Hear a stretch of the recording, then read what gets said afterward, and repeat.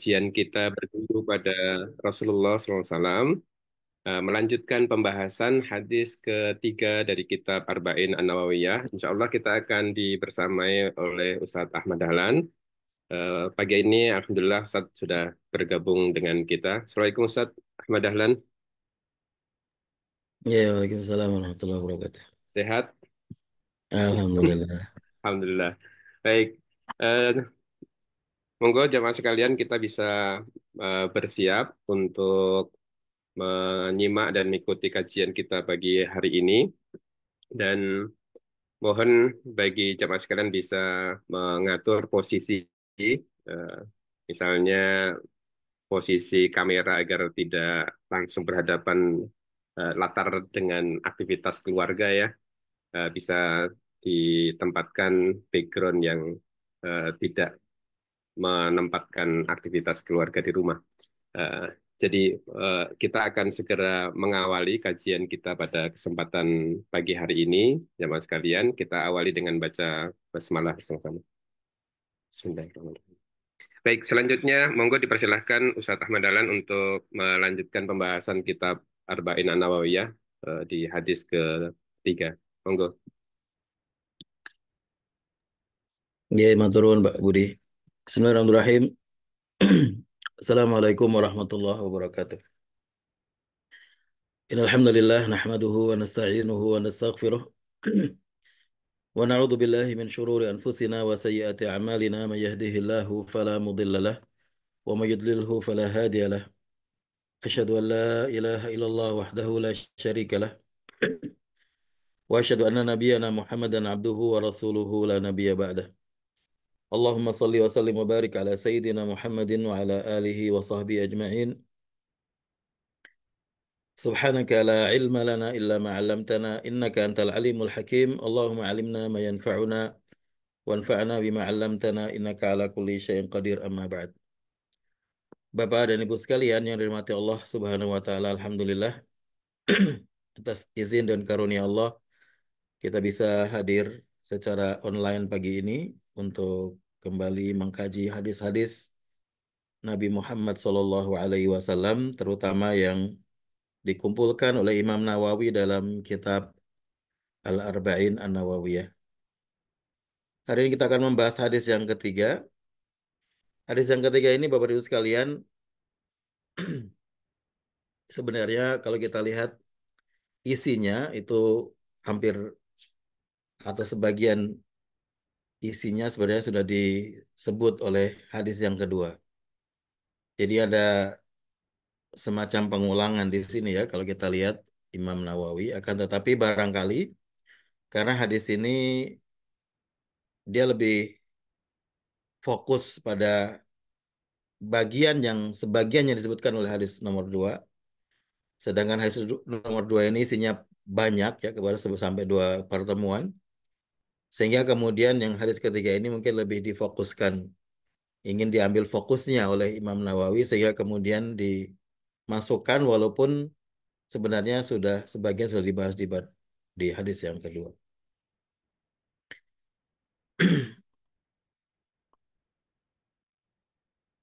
Hadis yang ketiga ini adalah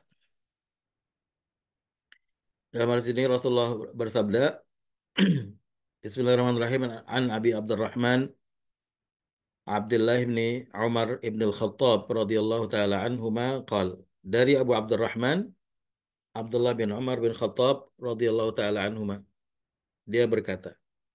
Jadi kalau hadis yang kedua adalah riwayat Umar bin Khattab, hadis yang ketiga ini adalah riwayat Abdullah bin Umar bin Khattab, putra dari Umar bin Khattab, salah seorang sahabat yang terkenal banyak sekali meriwayatkan hadis. Di antara sahabat yang paling banyak meriwayatkan hadis selain Abu Hurairah dan juga Aisyah.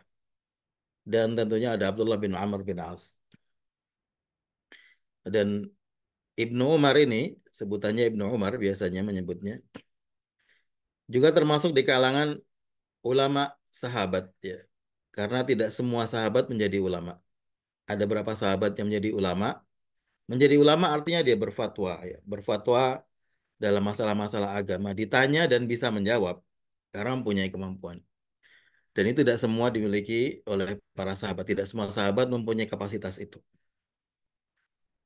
Dan Abdullah bin Umar terkenal sebagai sahabat yang sangat ingin meniru Nabi Muhammad SAW dalam semua tingkah laku beliau.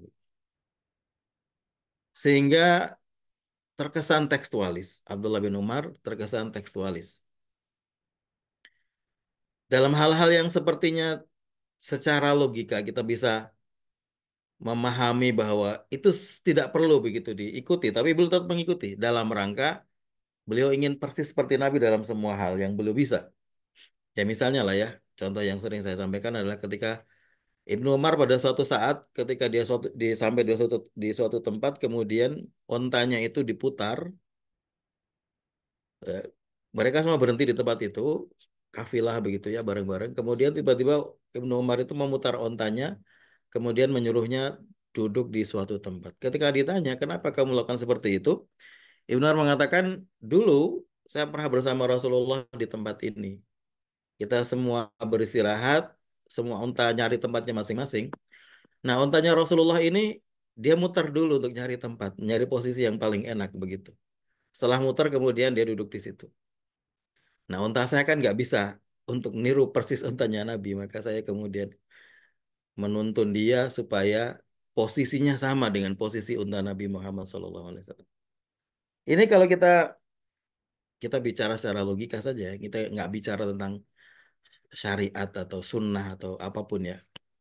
Secara logika kita bisa memahami bahwa ini adalah bukan sesuatu yang dituntut dari kita untuk melakukan dari Nabi ya. Karena kalau itu dituntut tidak mungkin. Sesuatu yang tidak masuk akal kalau kita semua dituntut untuk melakukan hal yang seperti itu dalam hal yang sekecil itu, dalam detail yang sekecil itu. Tidak mungkin. Tetapi karena Ibnu Umar ini ingin supaya semua hal yang dilakukannya persis seperti Nabi, maka dalam hal yang seperti itu pun beliau melakukannya. Contoh lain adalah bahwa beliau ini sampai pernah dimarahi oleh Aisyah. Ya, tentunya Ibnu Umar dengan Aisyah ini jaraknya tidak terlalu jauh ya umurnya. Karena Aisyah di peristri Rasul itu berumur 9 tahun ketika di Madinah ya. Dia maksudnya dibawa dalam rumah tangga oleh Rasulullah. Ibnu Umar itu ketika perang Badar baru berusia 12 tahun dan nggak ikut perang. Jadi artinya nggak terlalu jauh lah umurnya. Eh, Aisyah terkenal sebagai sahabat yang logis, cerdas dan logis. Dia ketika memahami sesuatu, dia akan di antara hal yang dipakai untuk menguji ya, sesuatu yang disampaikan adalah dengan logika.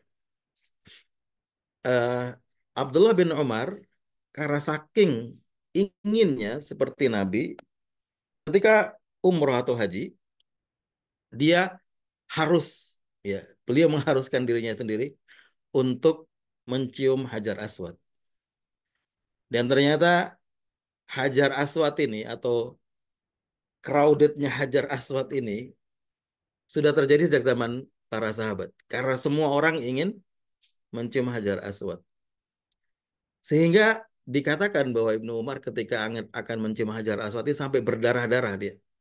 Jadi rela kepalanya berdarah-darah mungkin ketabrak orang atau bagaimana dalam rangka untuk mencium Hajar Aswad. Kemudian Aisyah marah yang ngasih tahu bahwa itu bukan cara agama yang benar. Pertama karena Hajar Aswad, mencium Hajar Aswad bukan hal yang wajib.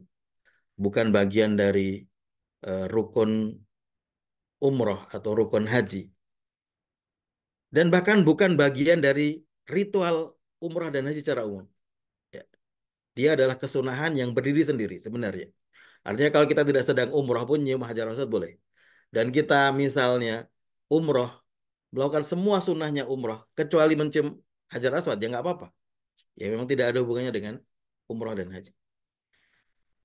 Tetapi Ibnu Umar melakukannya karena sangat ingin mengikuti Rasulullah SAW. Jadi fenomena ini ngomong yang lain Bapak Ibu sekalian ya. Seperti kita lanjutkan dari pembahasan yang dulu.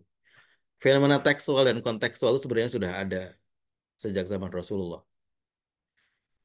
Tentunya kalau kita bicara di zaman sekarang, mana yang lebih baik atau mana yang lebih applicable, mana yang lebih sesuai untuk diimplementasikan atau dilakukan di zaman sekarang? Ya pasti jawabannya adalah kontekstual, bukan tekstual. Tetapi fenomena memahami teks secara tekstual dan secara kontekstual itu sudah ada di zaman sahabat. Jadi sebenarnya kalau kita bicara benar salah begitu ya, benar salah di sisi Allah ini ya, benar salah di sisi Allah, ya insya Allah kalau niatnya baik, sama-sama baik, dengan tujuan yang baik, dengan cara yang baik, maka insya Allah akan diterima oleh Allah SWT. Sama-sama diterima. Tetapi kalau kita bicara mengenai bagaimana itu bisa diaplikasikan dengan baik di zaman kita, dan bagaimana supaya bisa mewujudkan kemaslahatan yang lebih besar, maka pasti pilihannya adalah kontekstual. Karena kontekstual artinya kita memahami nilai yang terkandung, maqasid yang terkandung, sesuatu yang tidak bisa berubah, yang diinginkan oleh Rasulullah dari hukum itu apa. Tapi sesuatu yang berubah apa yang kita bisa adjust, kita bisa sesuaikan dengan zaman dan waktu kita. Baik. Ibnu Umar berkata, sami'tu Rasulullah sallallahu alaihi wasallam yaqul, aku mendengar Rasulullah sallallahu alaihi wasallam bersabda, Bunyal Islamu ala khamsin. Islam dibangun di atas 5 hal. Ala khamsin ini bisa jadi ala khamsati arkanin. Kalau ala khamsatin, karena ada riwayat ala khamsatin. Kalau ala khamsi berarti ala khamsi da'aim. Artinya sama, arkan dengan da'aim. Islam dibangun di atas 5 rukun, 5 tiang. Yang pertama adalah syahadatu alla ilaha illallah. Bersyahadat tiada Tuhan selain Allah.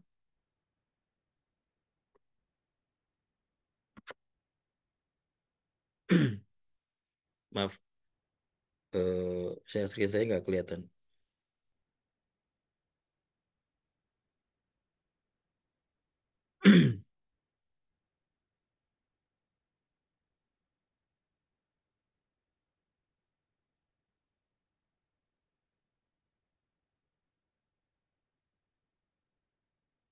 Bersyahadat tiada Tuhan selain Allah. Wa anna Muhammadar Rasulullah. Dan bersyahadat bahwa Nabi Muhammad adalah utusan Allah. Wa iqamis salah seterusnya ya. Ini syahadati semua harusnya. Ya walaupun bisa dibaca dua-duanya, kalau menurut Ibnu Hajar dan Fathul Bari bisa dibaca syahadatu, bisa dibaca syahadati. Kalau syahadati berarti nanti semua dibaca kasrah juga. Syahadati wa iqami wa ita'i dan seterusnya. Kalau syahadatu berarti nanti wa iqamu wa ita'u wa haju dan seterusnya. Bisa dibaca dua-duanya. Wa iqamus shalah dan mendirikan salat, wa ita'uz zakah dan menunaikan zakat, wa hajjul baiti dan berhaji ke Baitullah, wa saumu Ramadan dan puasa Ramadan. Hadis diriwayatkan oleh Imam At-Tirmidzi dan juga Imam Muslim. Jadi kalau kita lihat baru sekalian, hadis ini sebenarnya hampir sama dengan redaksi dari hadis yang kedua, bagian redaksi dari hadis yang kedua, ketika Jibril bertanya, ya Rasulullah akhbirni anil, ya Muhammad akhbirni anil Islam, ceritakan kepadaku tentang Islam. Kemudian Rasulullah bersabda, al-Islamu antasyhada alla ilaha illallah wa anna Muhammadar Rasulullah wa tuqimas salah wa tu'tiyaz zakah wa tasuma Ramadan wa tahujjal baita in istata'ta ilaihi sabila. Hampir sama ya. Mengenai rukun Islam. Jadi dalam hadis ini disebutkan ada rukun Islam ada 5, dan di situ menggunakan diksi yang lebih eksplisit mengenai bahwa hal ini yang 5 yang disebut ini adalah rukun. Kalau ada kata khamsin yang itu diartikan oleh para ulama khamsi da'aim atau khamsatin khamsati arkanin. Kata rukun dan kata da'imah itu artinya sama, yaitu tiang. Tiang yang menyangga sebuah bangunan. Jadi Islam, Islamnya seseorang itu disangga oleh 5 hal ini. Masing-masing orang keislamannya harus disangga dengan 5 hal ini yang kemudian nanti disebut dengan rukun Islam.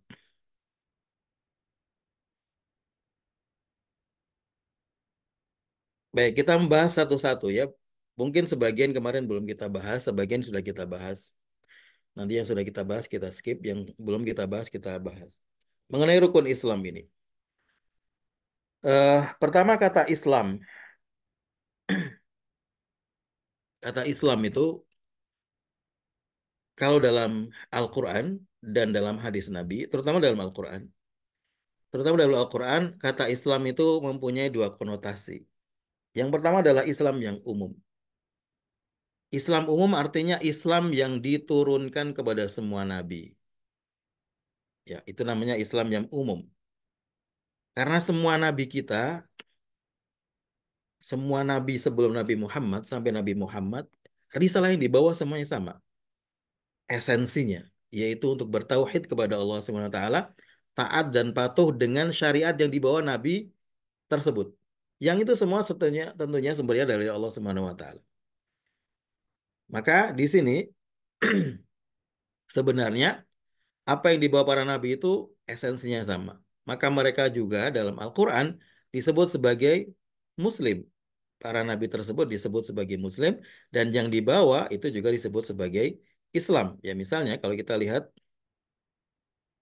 di surat Ali Imran 85 ketika Allah mengatakan wa man yabtaghi ghairal islami dinan fala yuqbala minhu. Barang siapa yang mencari selain Islam sebagai agama maka tidak akan diterima.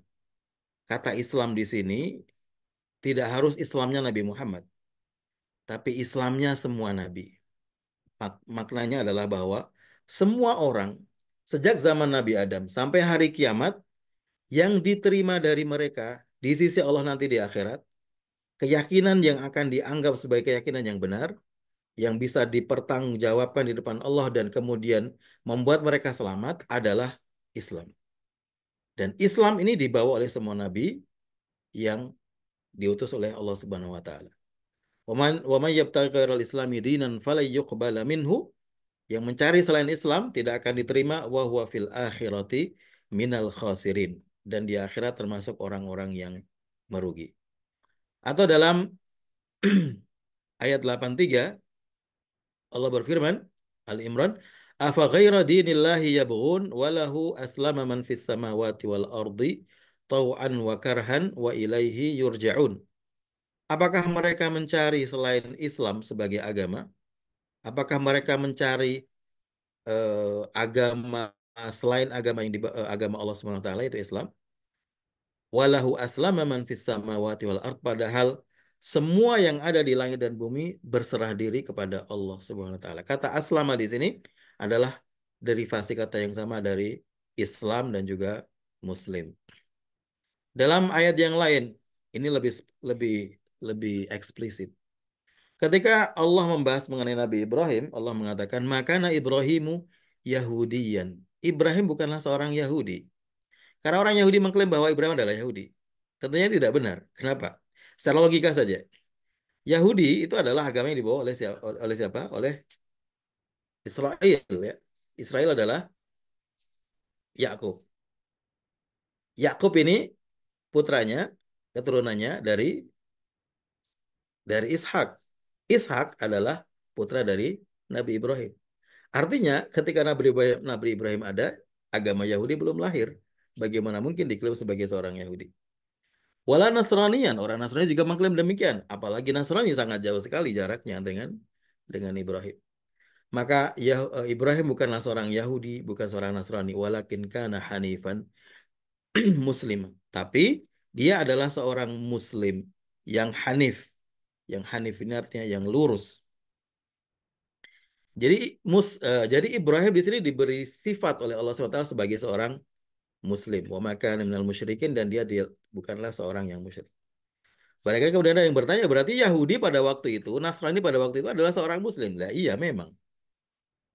Orang-orang Yahudi pada waktu itu, pada zamannya Nabi Musa, orang-orang yang mengikuti Nabi Musa, atau orang-orang Nasrani, orang-orang yang mengikuti Nabi Isa pada zamannya adalah orang-orang Muslim.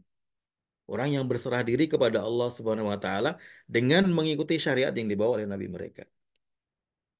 Terus kenapa ada penamaan Yahudi dan Nasrani yaitu kan berdasarkan apa rentetan peristiwa sejarah biasanya ya. Sesuatu itu dinamakan dengan nama tertentu biasanya ada latar belakangnya.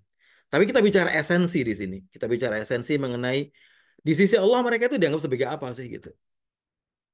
Kalau kita menyebutnya sebagai Nasrani, sebagai Yahudi, tapi di sisi Allah mereka nanti di akhirat dihukumi sebagai apa?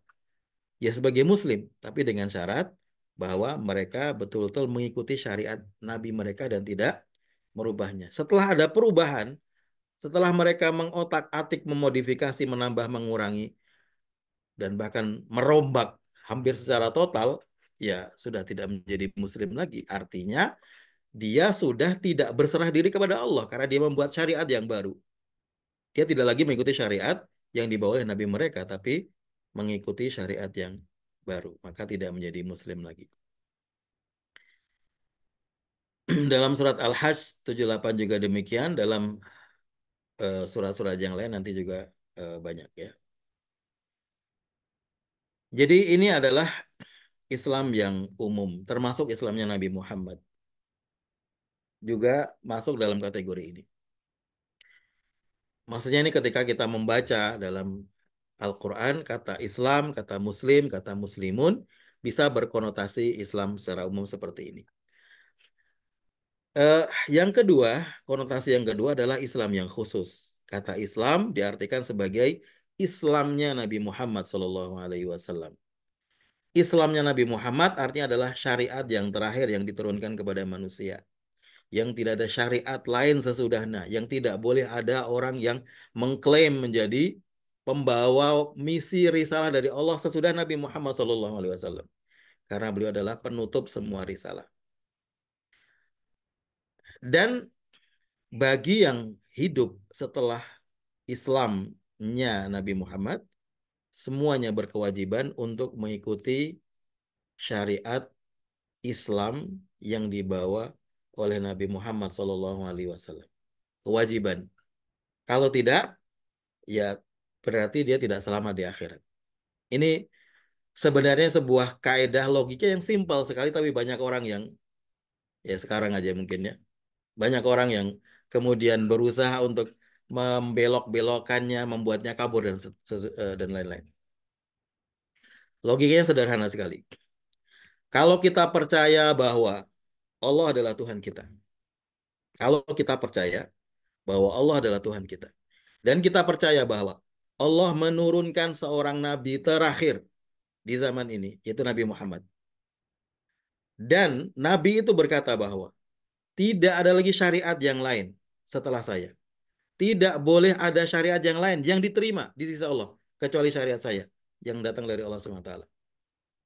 Maka artinya kalau kita yakin Allah adalah Tuhan kita, berarti kita kita juga harus yakin bahwa Islam yang dibawa Nabi Muhammad adalah satu-satunya jalan, satu-satunya agama, satu-satunya keyakinan, satu-satunya syariat, satu-satunya way of life yang akan menyelamatkan kita di akhirat. Tidak ada pilihan yang lain. Ini penting difahami pada sekalian. Kenapa? Karena ada sebagian orang sekarang, ya terutama mereka yang belajar di Barat. Saya pernah punya dosen, seorang profesor, namanya Bu Ya'rub Al-Marzuki dari Tunisia, belajar di Sorbonne, di Paris, di Prancis. Waktu saya di Malaysia. Di kelas, dia ngomong seperti ini, ya, mengatakan semua agama benar lah, semua agama Islam itu benar. Dan kalau sekarang misalnya ada orang Yahudi, Nasrani, dia beragama dengan cara dia, masuk surga dia.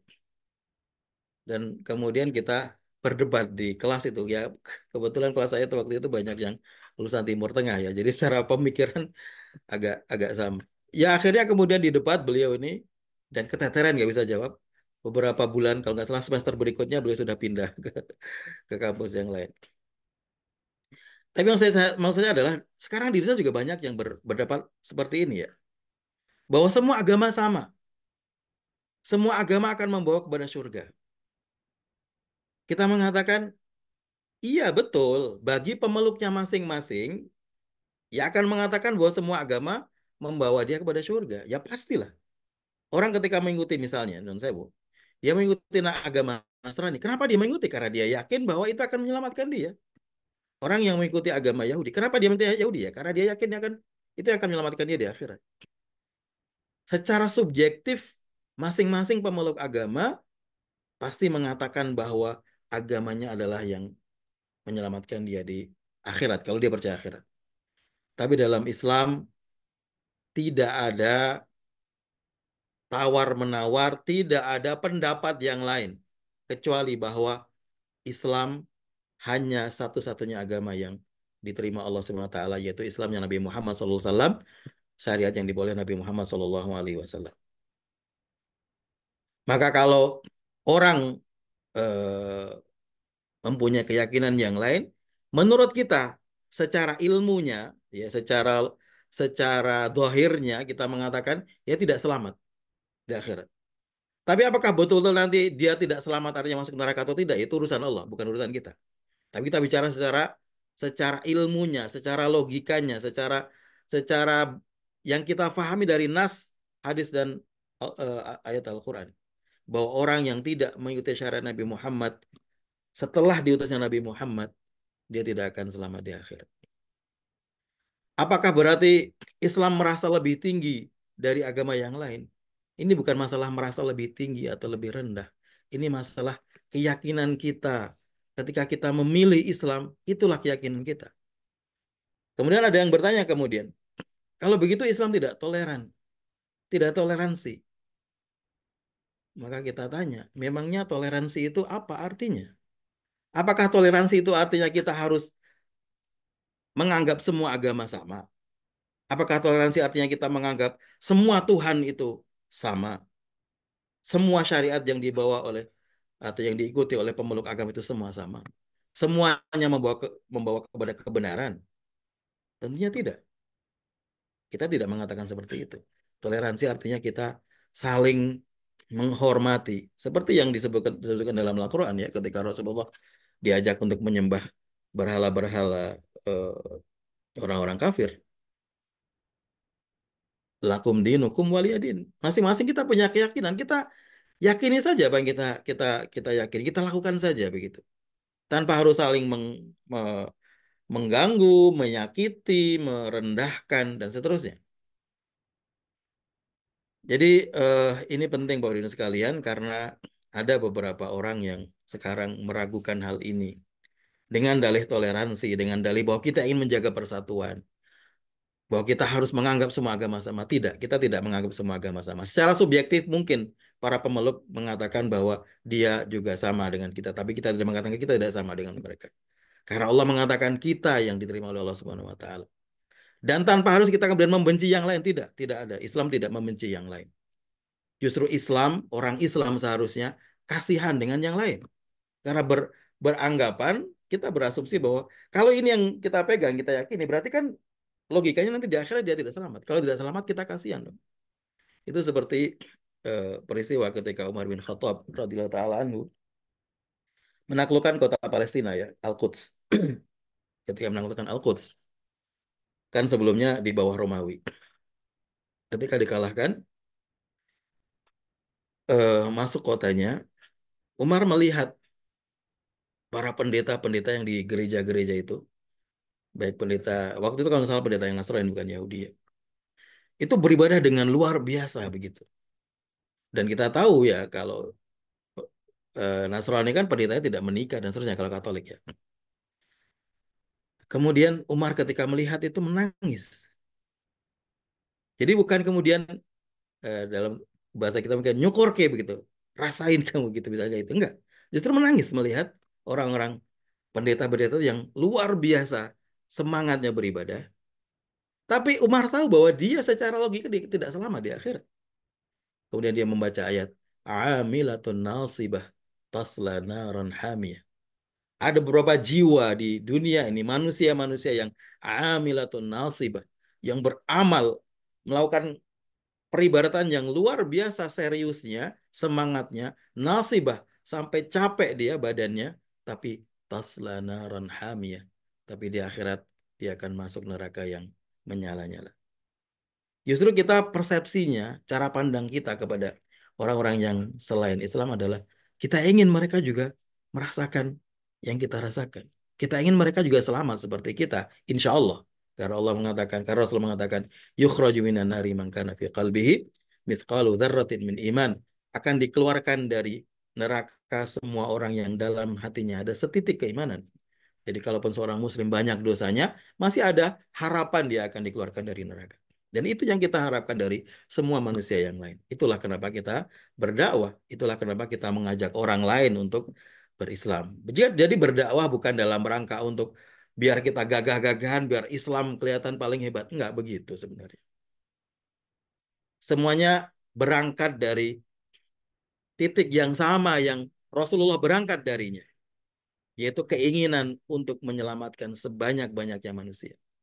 Maka Rasulullah ketika beliau di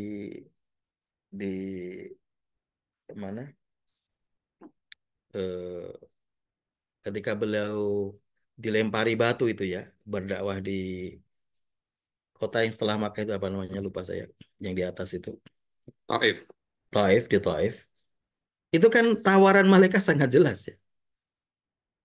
Karena kaum yang menyakiti luar biasa seperti itu, Rasulullah diarak, dianggap sebagai orang gila, anak-anak disuruh ngarak dia, dilemparin batu sampai kakinya berdarah, seterusnya diusir. Ini sudah luar biasa penghinaannya. Maka tawaran malaikat jelas. Malaikat penjaga gunung. Ya kalau kalau mau, wahai Muhammad, nih gunung aku balik kepada mereka sudah habis habis mereka. Tapi karena semangat Nabi Muhammad, titik awal yang Nabi Muhammad berangkat darinya ketika berdakwah adalah untuk menyelamatkan sebanyak-banyak manusia. Maka Nabi Muhammad mengatakan, jangan. Semoga, Nabi Muhammad mengatakan, semoga Allah memberi hidayah kepada keturunan mereka. Barangkali nanti keturunan mereka ada orang-orang yang masuk Islam. Kalau mereka sekarang dibunuh semua, dimatikan, ya kan nggak punya keturunan. Termasuk keturunannya akan mati. Tapi kalau mereka diberikan hidup, kalaupun mereka kafir, tidak mau menerima dakwah Nabi Muhammad, barangkali di keturunan mereka nanti ada yang Islam. Dan sekarang kita lihat Bapak Ibu sekalian, ya kota Taif itu ya istrinya bahkan kantornya apa namanya lembaga fatwanya Saudi itu di kota Taif itu juga ada. Saya pernah ke sana waktu itu. Jadi itu harus kita pahami persepsi ini, paradigma ini, pemahaman ini bahwa kita menganggap bahwa Islam adalah satu yang diterima oleh Allah Subhanahu wa taala setelah Rasulullah menjadi nabi, tapi itu tidak kemudian kita berarti merendahkan atau menghina atau menganggap lebih rendah orang-orang selain Islam. Tadi saya lupa menyampaikan hadisnya mengenai dalil kenapa kita meyakini bahwa Islam yang dibawa Nabi Muhammad adalah satu-satunya yang menyelamatkan setelah era Nabi Muhammad. Karena Rasulullah bersabda dalam sebuah hadis riwayat Muslim, hadisnya sahih, Rasulullah mengatakan, "Walladzi nafsu Muhammadin biyadih." Dan demi zat yang jiwa Nabi Muhammad, jiwaku, kata Nabi Muhammad, ada di tangannya. Maksudnya demi Allah. Demi Allah. La yasma'u bi ahadun min hadhil ummah Yahudiyun wala Nasrani walam yu'min billadzi ursiltu bihi illa kana min ashabin nar. Demi Allah, tidaklah ada orang yang mendengar dakwahku, yang mendengar risalahku, yang sampai kepadanya syariat Islam yang aku bawa ini. Baik dia termasuk Yahudi ataupun Nasrani. Kenapa disebut Yahudi dan Nasrani secara spesifik? Karena mereka sudah punya agama. Karena mereka beranggapan syariat mereka juga syariat yang benar. Pada waktu itu, pada zaman Nabi Muhammad. Maka disebut secara spesifik oleh Rasulullah bahwa termasuk Yahudi dan Nasrani yang mereka punya nabi, yang mereka juga menganggap bahwa mereka dari Allah, apa yang mereka yakini itu. Tapi setelah aku datang, kalau mereka mendengar risalahku, la yasma'u bi min hadhil ummati yahudiyyun wala nasrani, thumma lam yu'min billadzi ursiltu bihi, thumma yamutu. Kemudian dia mati. Walam yu'min billadzi ursiltu bihi, dan dia tidak beriman dengan risalah yang aku bawa, illa kana min ashabin nar, kecuali dia akan menjadi penduduk neraka. Sangat eksplisit, sangat jelas, tidak ada tafsiran yang lain mengenai hadis ini. Ada orang-orang yang berusaha, ada orang-orang yang membawa ayat-ayat yang lain dalam Al-Quran yang mengatakan bahwa orang Yahudi Nasrani akan masuk surga dan seterusnya ya.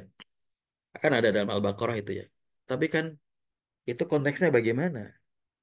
Itu konteksnya zaman dulu tadi kita katakan bahwa Islam yang umum ya itu memang semua diterima nanti di akhirat. Tapi kalau setelah Nabi Muhammad ada, Ya cuma syariat Nabi Muhammad yang diterima, bukan syariat yang lain. Semoga ini eh, ada kejelasan mengenai hal ini di kalangan umat Islam ya, supaya tidak ada lagi yang mengatakan bahwa semua agama sama, semua agama masuk surga. Enggak. Semua agama sama menurut pemeluknya boleh, tapi itu secara subjektif. Tapi kalau Islam memandang bahwa yang diterima adalah Islam yang dibawa oleh Nabi Muhammad SAW. Kita lanjutkan, Bapak dan sekalian. Eh, Rasulullah mengatakan bunal Islam ala khamsin syahadatu alla ilaha illallah. Bersyahadat. Syahadat ini syahadat yang diterima maksudnya ya. Syahadat yang diterima itu harus memenuhi 3 syarat ya. Dia harus meyakini dalam hati. Meyakini artinya dia ada keimanan. Kemudian yang kedua harus menyatakan dengan lisan. Kemudian kita jelaskan mengenai kenapa harus menyatakan dengan lisan. Dan kenapa nanti yang ketiga menyampaikannya kepada orang lain. Al-ishtihar. Kenapa perlu diumumkan? Karena kalau orang yang sebelumnya tidak Islam, pindah ke Islam, dia statusnya berubah. Interaksi kita dengan dia menjadi berubah. Ada hak dan kewajibannya harus ditunaikan. Jadi ada 3 syarat harus diyakini dalam hati keyakinannya kepada Allah Subhanahu Wa Taala dan diucapkan dengan lisan dan harus diisytiharkan di depan khalayak ramai supaya jelas bahwa dia sudah Muslim. Kata la ilaha illallah itu ini sering dijelaskan sebenarnya mengandung dua unsur yaitu nafyi dan isbat. Nafyi artinya menafikan. Menafikan semua peribadatan kepada selain Allah. Jadi asyhadu alla ilaha illallah mempunyai konsekuensi bahwa la ilaha illallah mempunyai konsekuensi bahwa kita tidak menyembah semua illallah selain Allah. Illallah namanya isbat, menetapkan bahwa Allah sebagai satu-satunya zat yang wajib disembah. Bagaimana kalau orang sudah bersyahadat, sudah bertauhid, sudah sholat dan lain, tapi masih musyrik? Musyrik artinya dia nyembah batu, menyembah kayu, nyembah pohon, nyembah gunung lawu, nyembah danyang dan lain-lain. Bagaimana? Yaitu namanya musyrik. Dan kita jelaskan dulu di pertemuan sebelumnya bahwa innallaha la yaghfiru an yushraka bihi wa yaghfiru ma duna dzalika liman yasha. Allah tidak menerima orang yang melakukan dosa syirik. Tidak diampuni sama sekali. Kalau dia mati masih belum bertaubat. Maka kita harus berhati-hati jangan sampai mencampur keyakinan kita, tauhid kita dengan kesyirikan. Dan kesyirikan kadang-kadang muncul dalam hal yang sederhana. Nuhun sewu. Kalau kita meyakini misalnya ada sesuatu yang punya kekuatan yang sama atau minimal di bawahnya, tapi itu dia punya kekuatan yang luar biasa, bukan dari Allah Subhanahu wa taala, maka itu termasuk syirik. Kita meyakini misalnya gunung ini bisa bisa menjaga misalnya kampung kita, yaitu musyrik namanya. Meyakini benda mempunyai kekuatan yang itu seharusnya sifat itu hanya milik Allah Subhanahu wa taala. Yang bisa menjaga kita siapa sih? Yang bisa menjaga alam semesta siapa? Hanya Allah Subhanahu wa taala. Kalau kita meyakini gunung atau batu atau danyang atau siapa bisa menjaga hidup kita misalnya, maka itu termasuk kesyirikan. Ini kadang-kadang sederhana. Sederhana karena dia munculnya hanya dalam hati, tidak harus diwujudkan dalam perbuatan. Maka kita harus bersihkan semua hal-hal yang semacam ini, keyakinan-keyakinan yang salah semacam ini. Bersyahadat bahwa Nabi Muhammad adalah utusan Allah mempunyai 4 konsekuensi. Yang pertama adalah meyakini kebenaran semua yang disampaikan oleh Rasulullah. Jadi kalau Rasulullah sudah ngomong begini, ya kita harus yakin begini juga. Nggak boleh Rasulullah ngomong begini, kita bilang begitu. Ini maksudnya. Jadi kalau Rasulullah bilang misalnya, di surga nanti orang yang mati syahid akan mendapatkan 70 bidadari. Ya sudah kita percaya aja. Dan nggak usah kemudian, menurut saya ada yang seperti ngenyak-ngenyak begitu ya, sarkas begitu. Wah ini orang syahid nanti biar dapat banyak perempuan. Ya silakan ada sarkas ya, tapi nanti ya di akhirat ya akan ada kita lihat bareng-bareng lah ya. Bagi kita yang Muslim kita yakin apa yang disampaikan Rasulullah ya seperti itu kita yakin aja. Terutama hal-hal yang gaib Bapak Ibu sekalian, karena hal yang gaib ini sumbernya cuma 2, Quran dan Sunnah yang sahih. Kita tidak punya sumber yang lain. Kita nggak bisa meyakini ada misalnya wewe gombel, wewe tidak gombel. Kalau tidak ada nasnya, ya kita yakin ada jin. Tapi kalau namanya wewe gombel, banaspati, apa yang lain-lain, penamaan-penamaan itu atau jenis-jenisnya itu ya, kalau tidak ada nasnya kita tidak bisa meyakininya.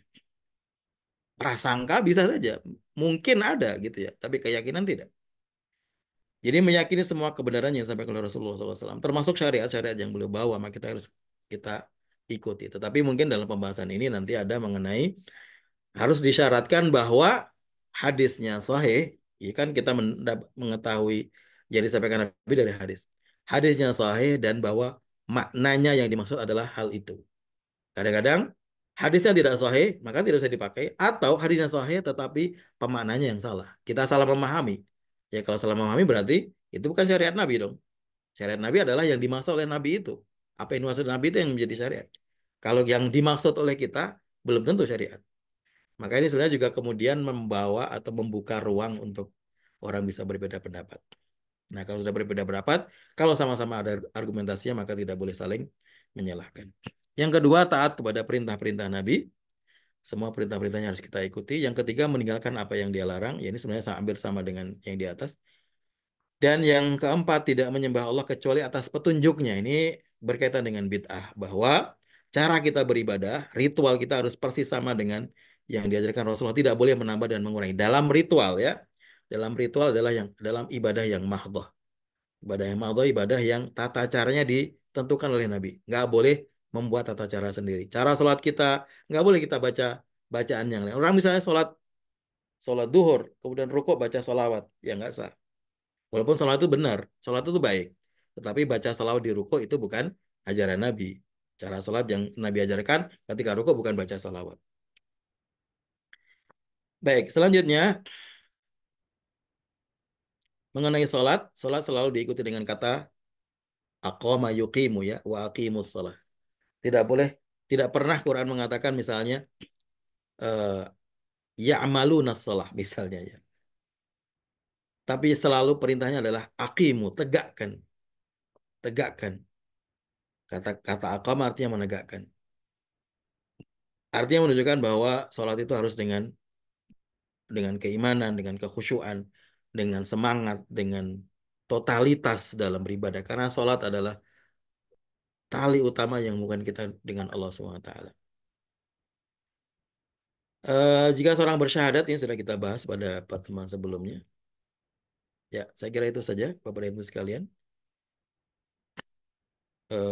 Rukun Islam yang dibahas dalam hadis ini. Sebagian sudah kita bahas kemarin mengenai kalau orang bersyahadat tapi tidak sholat, atau bersyahadat sholat tapi tidak puasa, atau bersyahadat sholat puasa tapi tidak zakat, dan seterusnya sudah kita bahas beberapa pendapat.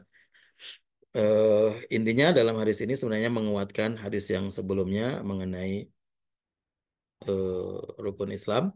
Jadi ada beberapa yang ingin saya highlight dalam hadis ini supaya kita lebih ya lebih yakin dan lebih lebih mantap dengan keislaman kita tanpa kita harus menganggap lebih tinggi, lebih suci, lebih layak masuk surga dari semua orang yang lain. Jadi kalaupun kita menganggap bahwa Islam adalah agama yang paling benar, tidak berarti kemudian kita meyakini bahwa orang-orang yang musyrik tadi, orang-orang yang kafir dalam istilah kita ya, ini juga banyak orang yang mengatakan kita nggak boleh pakai bahasa kafir, itu merendahkan. Ya nggak dong. Di Quran juga Allah mengatakan innaladina kafaru kok, pakai istilah kafir. Kenapa kita nggak boleh pakai istilah kafir? Wong di agama yang lain juga mereka menggunakan istilah yang sama untuk pemula agama yang lain. Jadi kita tidak mengatakan bahwa orang-orang yang tidak Islam itu kemudian dia lebih rendah dari kita, pasti masuk neraka, tidak seperti itu. Cara pandang seperti itu justru berbahaya. Ya. Cara pandang bahwa kita ini sudah nyaman dengan posisi kita dan kita sudah yakin nanti akan selamat di surga, itu membuat kita menjadi terlena dan akan timbul perasaan-perasaan kesombongan yang itu tidak dibolehkan dalam Islam. Saya tutup dengan sebuah cerita. Di Rasulullah pernah ceritakan mengenai dua orang saudara di kalangan umat yang terdahulu. Dua orang saudara ini yang adiknya ini seorang yang sangat soleh, tinggal di lantai lantai dua. Kakaknya ini seorang yang ahli maksiat, tinggal di lantai bawah. Yang ahli maksiat ini ya melakukan semua kemaksiatan yang dilarang ya. Minum-minum minuman-minuman keras, berzina, berjudi dan lain-lain. Adiknya seorang ahli ibadah, tiap hari pergi ke tempat ibadah. Dan setiap kali adiknya turun ke bawah pergi ke masjid ya dalam bahasa kita. Ketemu dengan kakaknya itu dia marah dan merendahkan kakaknya mengatakan, engkau tidak akan diampuni oleh Allah Subhanahu wa taala. Jadi menjadi soleh ini sudah tidak apa-apa, harus ya bahkan. Tapi ketika dia merendahkan orang lain, bahkan sampai mengatakan engkau tidak akan diampuni Allah Subhanahu wa taala. Maka kemudian justru di situ Rasulullah mengatakan Allah kemudian marah kepada orang itu, orang yang soleh tadi. Dan kemudian dia Allah mengatakan bahwa siapa engkau bisa mengatakan Allah tidak mengampuni. Yang punya hak mengampuni tidak mengampuni adalah Allah Subhanahu wa taala. Dan ternyata kakaknya yang ahli maksiat kemudian diampuni oleh Allah Subhanahu wa taala.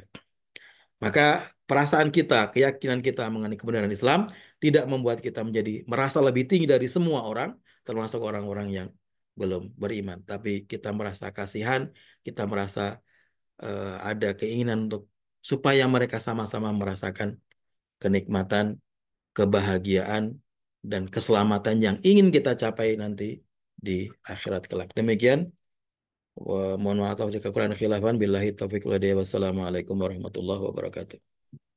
Waalaikumsalam warahmatullahi wabarakatuh. Jazakallah khair, Ahmad Dahlan. Alhamdulillah, Ibu dan Bapak sekalian, serta sahabat sekalian, kita membahas hadis yang ketiga dan eh, pembahasan kita terasa sangat kontekstual dengan beberapa perkembangan dan dinamika kehidupan umat Islam saat ini. Eh, monggo dipersilahkan seandainya ada beberapa hal yang perlu untuk ditanyakan, bisa dituliskan di kolom komentar, Nji. Nanti saya sampaikan ke Ustadz Ahmad Dahlan, kita bisa bahas terkait dengan pertanyaan-pertanyaan yang Ibu Bapak sampaikan. Alhamdulillah pagi hari ini eh, majelis kita dihadiri kurang lebih 200-an lebih ya. Mudah-mudahan Allah senantiasa memberikan keberkahan buat kita semuanya. Masih ada beberapa waktu, menikah ada pertanyaan dari Pak Sukailan. Tat, mohon pencerahan Islam yang dulu atau iman dulu. Eh, Mohon pencerahan Islam dulu atau iman dulu. Bagaimana menjadi 5 pilar Islam dan 6 pilar iman ini menjadi pedoman hidup yang benar. Kalau dikaitkan dengan perkembangan yang sedang saat ini, di balik banyak dari Muslim yang membela saudara kita Palestina, tapi ada tokoh ormas yang malah menjalin kerjasama dengan dalih kebebasan. Apakah hal itu masih dalam bingkai keislaman yang tadi disampaikan dalam arti yang luas tadi? Monggo, Ustaz Ahmad Dahlan. Oke. Kemarin sudah ditanyakan ya, gitu, mengenai Islam atau iman dulu. Sebenarnya kalau kita bicara secara urutannya, orang bisa berislam itu harusnya beriman dulu. Kan Islam itu bersyahadat. Orang bisa bersyahadat itu harusnya harusnya ada iman dulu. Ya. Tapi imannya tidak harus iman yang sempurna. Tidak harus memenuhi 6 rukun iman itu. Tapi minimal ada iman kepada Allah dulu. Karena yang lain nanti bisa menyusul, bisa disempurnakan. Karena dalam pemahaman Ahlussunnah wal Jamaah, Islam itu bisa disempurnakan. Islam itu bisa bertambah, bisa berkurang. Jadi minimal ada iman kepada Allahnya dulu, nanti bisa akan ditambahkan dengan keyakinan yang lain. Jadi prosesnya harusnya, kalau orang yang Islamnya benar, Islamnya itu memang benar-benar berislam, syahadatnya syahadat yang yang bukan syahadat yang main-main, bukan syahadat tipu-tipu, bukan syahadat yang pura-pura, ya harusnya ada keimanan dulu, gitu prosesnya.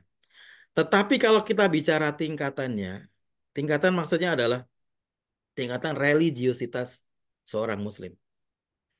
Maka urutannya adalah Islam dulu, gitu. Karena iman itu nanti akan membuat orang itu menjadi sempurna. Tadi saya bilang bahwa iman itu bisa disempurnakan. Kalau dalam istilah Ahlussunnah, al imanu yazidu yang kusu yazidu bil taat wa yang kusu bil maksiyat. Iman itu bertambah dan bertambah dengan ketaatan, berkurang dengan kemaksiatan. Nah, orang orang kalau sudah Islam, dia akan melakukan amalan-amalan, ketaatan-ketaatan. Dengan melakukan ketaatan-ketaatan, maka imannya akan semakin bertambah. Berarti level religiositas dia akan bertambah, semakin meninggi. Maka prosesnya memang kalau urutan religiositasnya dari Islam dulu paling dasar dan kemudian naik nanti kalau dia semakin banyak amalnya, semakin kuat imannya akan menjadi seorang yang mukmin, yang beriman. Itulah kalau kita memahami kenapa Allah mengatakan waqalatil a'rabu amanna qul lam tu'minu walakin qulu aslamna walamma yadkhulul imanu fi qulubikum. Orang-orang Arab Badui mereka ketika lagi tahun 9 Hijriah, lagi banyak-banyaknya masuk Islam, itu kan rombongan ya, orang-orang Badui, Arab-Arab Badui yang ditinggal di sekitar Makkah dan Madinah. Masuk Islam secara rombongan, satu kaum begitu, satu kabilah, satu kabilah. Kemudian mereka mengatakan, amanah, kami telah beriman. Tapi Allah mengatakan, qul lam tu'minu. Kalian belum beriman. Katakan, wahai Muhammad, kalian belum beriman. Walakin qulu aslamna. Katakan saja, kami sudah Islam, karena sudah bersyahadat. Tapi imannya, ya iman yang minimal ada. Karena yakin dengan Nabi, yakin dengan Allah. Tapi yang lain belum tentu. Maka, walamma yadkhulil imanu fi qulubikum. Iman belum betul-betul masuk dalam hati kalian. Berarti iman levelnya orang mukmin levelnya lebih tinggi dari muslim. Dan level yang paling tinggi adalah ihsan yang kemarin dalam hadis yang kedua itu. Saya kira jelas ya begitu ya, Bapak Ibu sekalian. Kemudian mengenai tokoh muslim yang kunjungan ke Israel ya. Ya, kita tidak tahu motivasinya ya, kenapa mereka melakukan itu. Kalau bagi saya sangat menyakiti. Bukan cuma umat Islam di Indonesia, umat Islam di dunia. Terutama saudara-saudara kita muslim yang di Palestina. Kok tidak ada sensitivitas sama sekali. Saudara-saudaranya dibunuhin, dibuat kelaparan, dihancurkan semua fasilitas yang menunjang kehidupannya. Tiap hari dibom, ditembakin. Kok bisa dia datang kepada orang yang memerintahkan untuk melakukan itu? Kemudian bermesra-mesra, beramah tamah. Tidak masuk dalam logika kita. Maka sudah tepat apa yang dilakukan oleh pengurus Nahdlatul Ulama bahwa mereka kemudian dipecat ya. Memang harus dipecat itu. Karena memang sudah tidak logis apa yang mereka lakukan itu. Tapi itu semua tidak kemudian membuat kita mengatakan itu sudah kafir atau apa enggak ya, tidak seperti itu juga. Itu adalah sebuah sikap dan perilaku yang salah tapi tidak kemudian mengeluarkan orang dari agama, tidak mengeluarkan orang dari keislaman. Saya kira itu kalau yang dimaksud itu ya jawabannya seperti itu. Wallah alam. Mungkin yang dimaksud yang lain. Betul, Pak? Nih, Jazakallah Ustaz. Menika ada pertanyaan lagi dari sebentar, dari Bu Endang. Bagaimana terkait budaya yang sekarang ini dengan alasan budaya, tapi sepertinya nyerempet-nyerempet ke syirik. Ada banyak budaya yang nyerempet-nyerempet ke syirik gitu. Ya, ya kita bicara mengenai hukum asalnya. Islam tidak memerangi budaya. Ya, Islam tidak memerangi budaya, tidak memerangi adat, adat istiadat. Bahkan adat istiadat, budaya setempat bisa menjadi rujukan hukum ketika tidak ada nas yang menjadi rujukan untuk masalah itu. Maka dalam 5 kaidah fikih yang utama, itu yang terakhir adalah al-adah muhakkamah. Adat istiadat, budaya bisa menjadi sumber hukum. Contohnya adalah mengenai misalnya mahar ya, yang sering dicontohkan. Mahar wanita itu tidak ditentukan oleh syariat berapa minimal maksimalnya.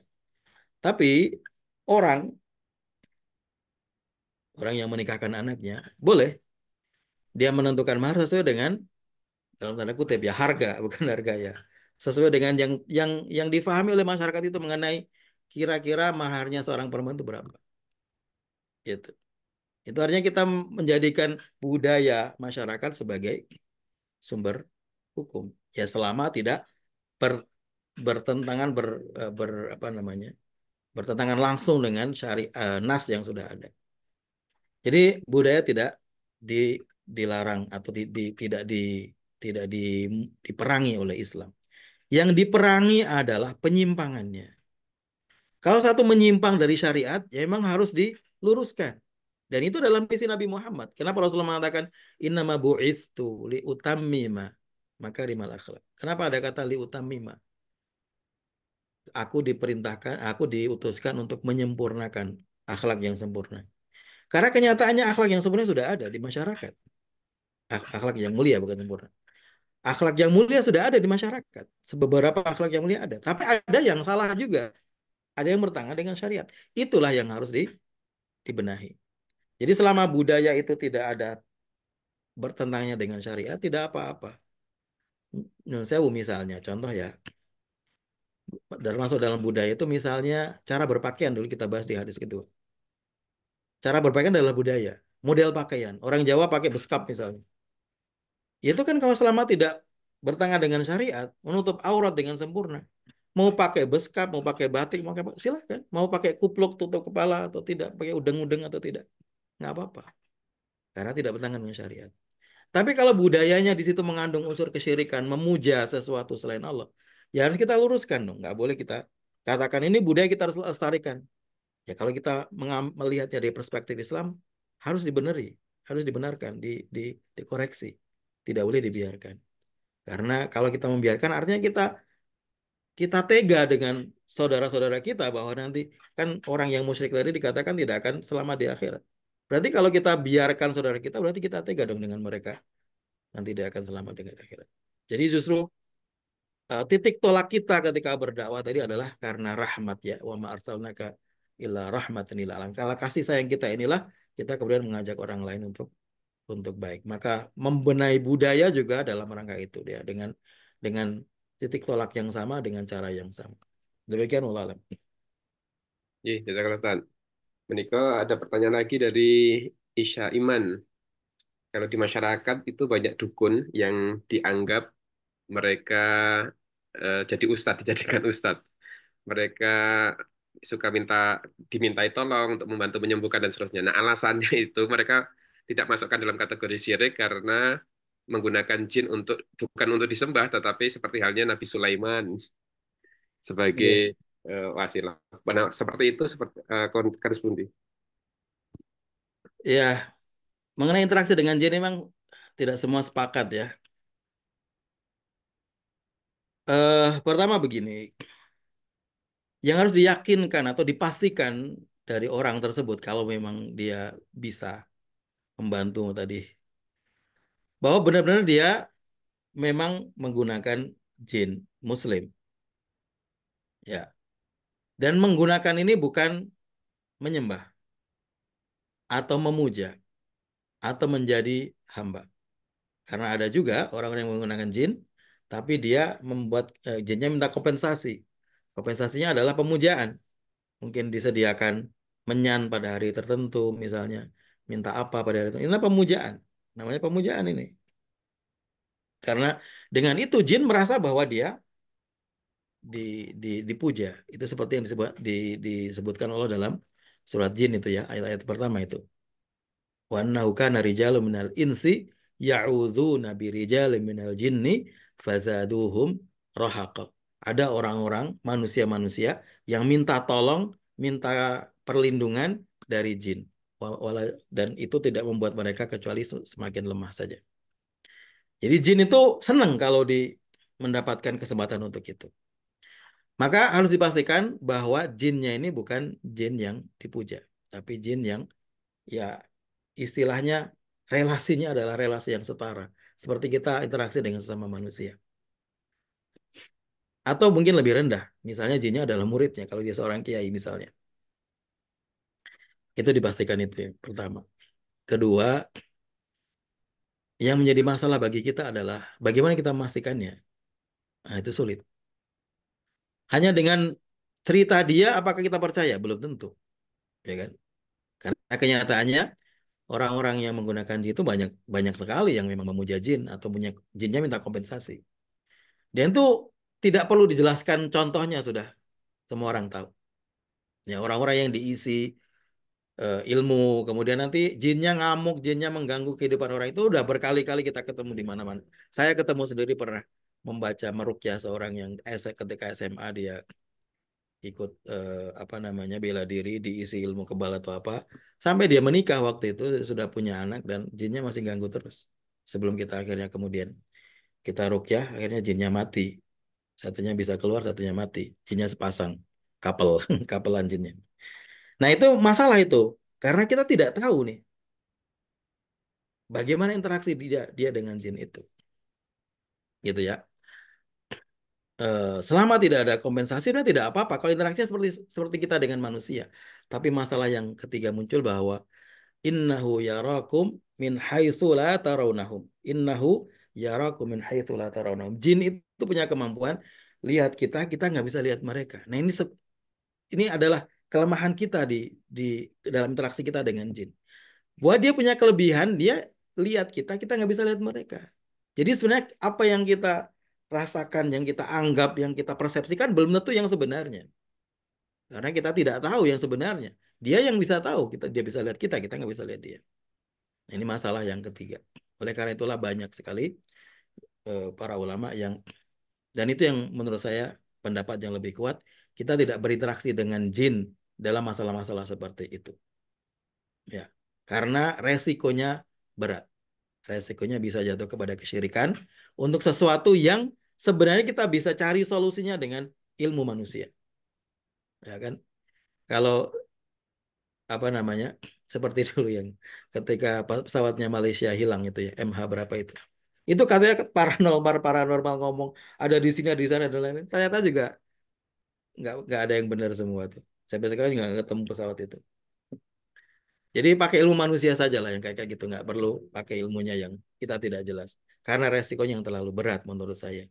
Kita tidak mau, ya kalau kita bicara fikih muwazanat ya dalam bahasanya Syekh Qardawi, kalau kita membandingkan antara resiko yang didapatkan dengan keuntungan yang didapatkan, ya nggak sebanding sama sekali lah.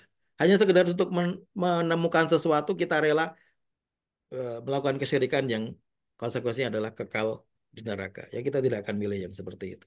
Demikian wallahu alam. Ih, nah, jazakallah. Menikah sampun jam 7 lebih 7.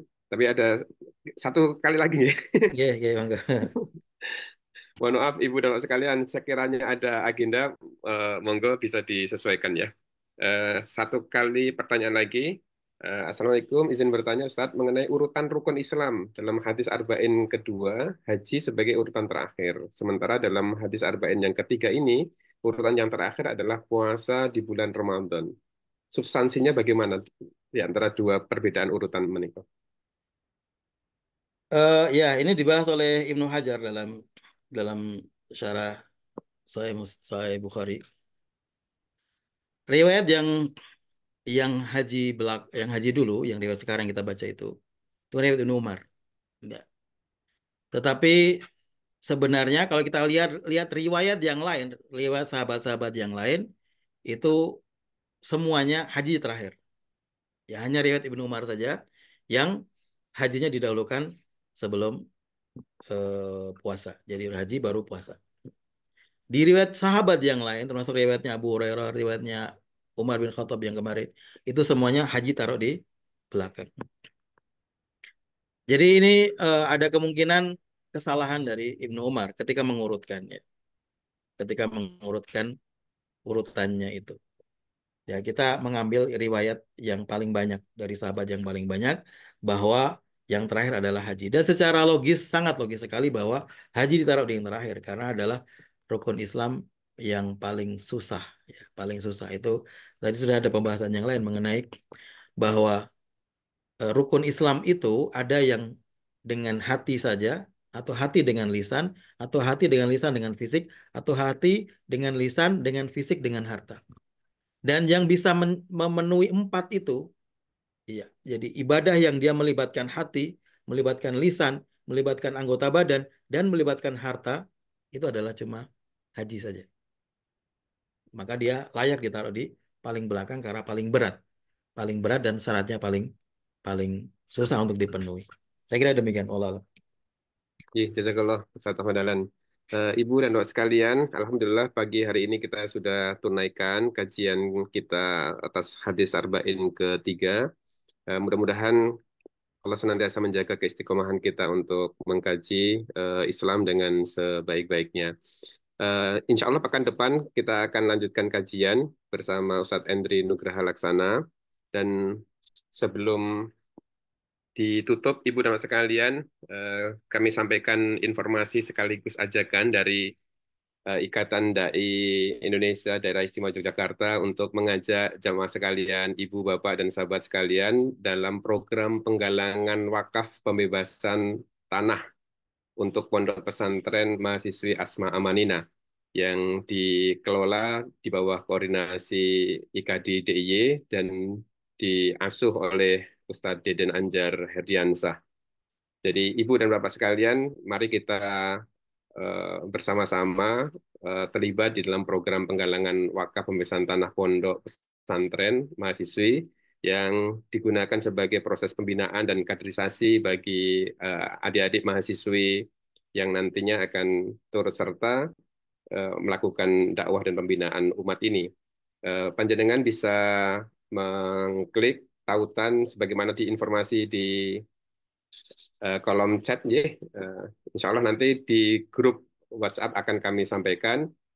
Eh, kita bisa berwakaf melalui web ikjdiy.com, bisa mulai dari 50.000 rupiah, angka yang mungkin sangat sederhana, tetapi mudah-mudahan menjadi tabungan buat kita di akhirat dan menjadi amal jariah kita. Baik, Ibu dan Bapak sekalian, sekali lagi mudah-mudahan Allah mudahkan buat kita untuk senantiasa beramal kebaikan, salah satunya mengistiqomahkan untuk mengikuti kajian di Sabtu pagi ini. Baik, terima kasih atas partisipasi dan keterlibatan kita semuanya. Sekali mudah-mudahan Allah melimpahkan keberkahan buat kita. Jazakallah untuk Ustaz Ahmad Dahlan, mudah-mudahan senantiasa dijaga kesehatannya dan keberkahan senantiasa dilimpahkan. Baik, kita akhiri dengan baca hamdalah dan doa penutup majelis. Matur nuwun. Assalamualaikum warahmatullahi wabarakatuh. Matur nuwun, Ustaz Ahmad Dahlan. Oke, sami-sami.